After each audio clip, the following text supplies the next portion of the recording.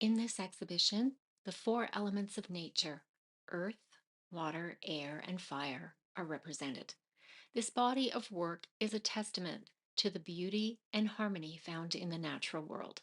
It explores texture, color, and form, guided by the sculptural qualities inherent in wax. Encaustic is itself a natural medium. Bees make the wax, and damar resin is harvested from trees. Fire is part of the encaustic painting process. The encaustic foraging vessels hold gifts of nature pocketed on walks. I've created works that are at once painting and sculpture, pushing the limits of the medium to create depth and dimension while using color and patterning to emphasize the brushstrokes. I used the encaustic accretion technique to emulate the tactile qualities found in nature, to convey the roughness of bark, the intricacies of a flower, or waves on water. Encaustic accretion involves repeatedly layering molten pigmented encaustic paint onto a surface. I often begin by scoring a pattern into the initial wax layers. From there, the direction of my brushstrokes creates the desired design. Layer upon layer, brushstrokes are systematically applied. Each layer is fused to the previous one with a blowtorch or an iron. While the focus of this work is texture, it is actually more challenging to create a smooth encaustic surface. I've paired smooth surfaces with the textured elements to create a visually interesting and dynamic contrast. This sculptural quality is one of the things that sets encaustic painting apart from other traditional two-dimensional art forms.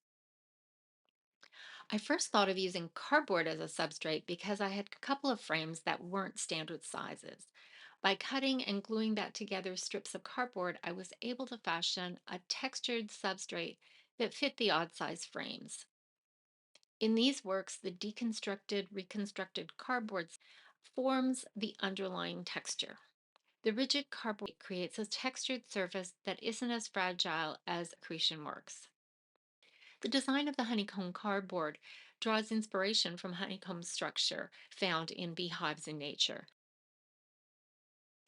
I deliberately chose to limit the use of color in this body of work, allowing the viewer to focus more on the physical and tactile qualities of the surface. I chose colors that are often associated with specific elements of nature. I haven't outgrown the childhood habit of picking up little treasures such as pine cones, leaves, or chestnuts during my daily walks.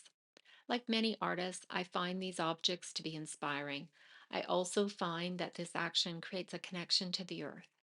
It encourages me to slow down and be present and appreciate the details that might often go unnoticed in the hustle and bustle of daily life. The encaustic foraging vessels were created to sit close to the front door to display an ever changing collection of ephemera from nature. I formed encaustic vessels to display the wasp nests to honor and complement their natural beauty. A year ago, I began actively searching for them. I posted in a local Facebook group, and strangers offered me ones that they had collected and told me where others were located.